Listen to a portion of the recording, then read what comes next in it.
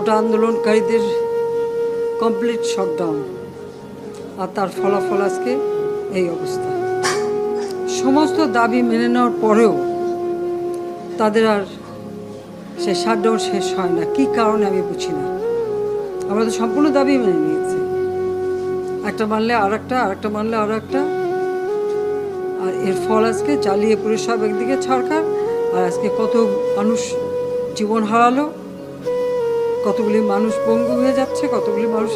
এবং ঠিক এই 2001 সালে এরকম তাণ্ডব বিএনপি জামাত জোট চালিয়েছিল। আওয়ামী লীগের প্রায় 21,000 নেতা কর্মী হত্যা করে, কত মানুষ গুলি খেয়ে তাদের ঘর বাড়ি হাত পা কেটে দেওয়া, চোখ তুলে দেওয়া, মেয়েদের রেপ করা, এই তাণ্ডব ছিল। আবার 2013 সালে অগ্নিসন্ত্রাস, 13, 14, 15 আগুন জ্বালানো, সব যে গাড়ির ভিতরে, বাসের ভিতরে মানুষ, সেখানেও আগুন জ্বালানো। 23 সালে সেখানেও সেই তাণ্ডব, আর প্রতিবারই পুলিশের উপরে আঘাত, পুলিশের হত্যা, মানুষ মেরে ঝুলিয়ে রাখা, পুলিশ মেরে ঝুলিয়ে রাখা, গাজীপুরে আমাদের কর্মী মেরে ঝুলিয়ে রাখা।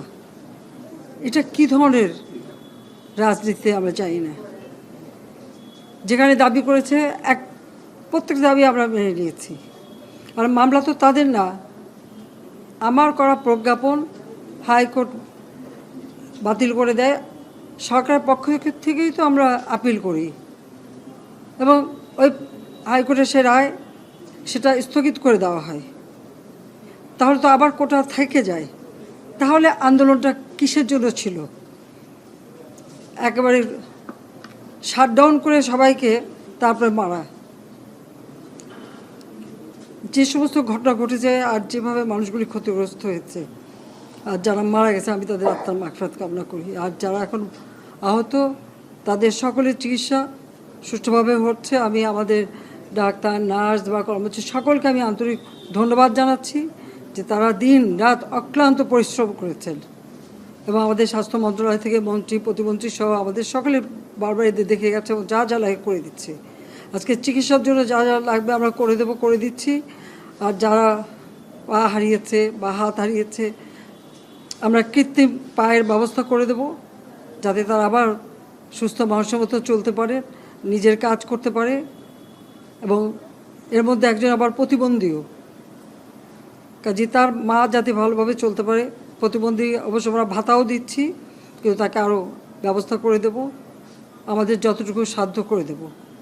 কিন্তু আমার দেশবাসীর কাছে আমি বিচার চাই, কি অপরাধটা কি করেছি যে এইভাবে, যেখানে আমি মানুষের ভাগ্য পরিবর্তনের কাজ করে যাচ্ছি, মানুষের জীবন মান উন্নয়ন করেছি।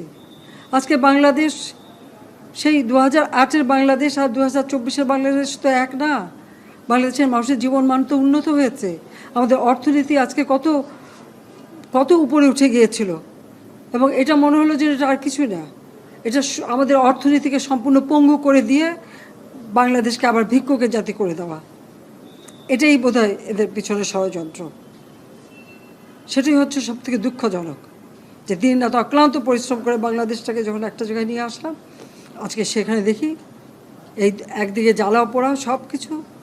ঠিক যে প্রতিষ্ঠানগুলি মানুষের সেবা দেয়, আজকে মেট্রো রেলে চড়ে মানুষ কত অল্প সময়ের মধ্যে সময় বাঁচিয়ে কর্মস্থলে পৌঁছাতে পারতো, আবার ফিরতে পারতো। সেখানে ছাত্ররা, চাকরিজীবী, সাধারণ মানুষ সবাই তো যেতে পারতো। সেই স্টেশনগুলি পুড়িয়ে এখন ট্রাফিক জ্যাম, মানুষের কষ্ট।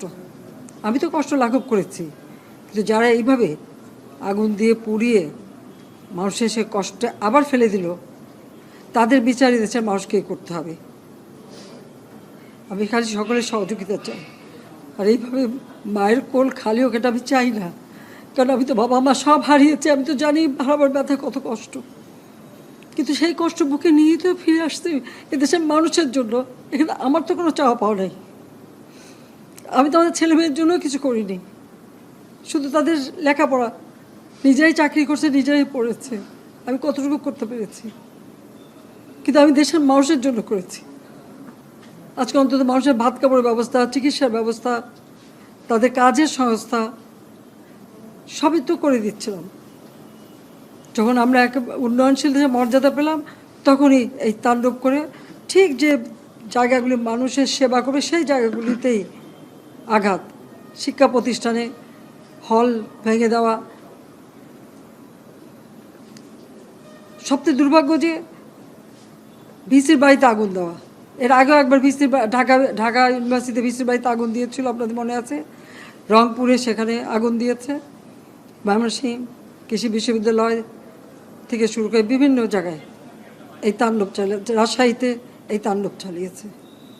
বিশ্ববিদ্যালয়গুলিতে সেশন জট ছিল, আমি সরকার আসার পর থেকে কোনো সেশন জট নাই। লেখাপড়ার মান উন্নত করা, যাতে এখান থেকে পড়ে আবার বিদেশেও পড়তে হবে, সেই ব্যবস্থাও করে দিয়েছি। কিন্তু তারপরেও কোটা সংস্কার আন্দোলন, কোটা তো আমি বাতিলই করে দিয়েছি। আমি আহ্বান করেছিলাম যে একটু ধৈর্য ধরো, হাইকোর্টের শুনানি হবে, হাইকোর্ট যে রায় দেয় না, তারপরেও এই আন্দোলন হবে। আজকে এই যে এতগুলি মানুষের জীবনের ক্ষতি হলো, এতগুলি পরিবার ক্ষতি হলো, এর দায় দায়িত্ব কাদের? আমি দেশবাসীর কাছে সেই আহ্বান জানাবো যে এই ধরনের ধ্বংসযজ্ঞের জন্য এই দেশকে নিয়ে একটু চালাতে না পারি। আমি সকলে সাহায্য চাই, আর আমি চাই না এভাবে মায়ের কোল খালি হোক আর এভাবে মানুষ অসহায় হয়ে পড়ুক। এই হাসপাতালটাই তো আজকে আপনারা দেখেন কত সুন্দরভাবে করে দিয়েছি। কিছু নেই হাসপাতালে, একটা লিফটও ছিল না আমি যখন সরকারে আসি। আর সেই হাসপাতালও আমার আব্বা স্বাধীনতার পর জাতির পিতা বঙ্গবন্ধু শেখ মুজিবই করে দিয়েছিলেন। আমি সেটা উন্নতি করেছি বলেই তো আজকে চিকিৎসা দিতে পারছি, নইলে এত রোগীর চিকিৎসা দেওয়া কোনোদিন সম্ভব হতো না। তা আমার কি এটাই অপরাধ যে আমি মানুষের জীবন মান উন্নত করার জন্য কাজ করেছি, আর সেই জায়গাগুলিকে হামলা করতে হবে?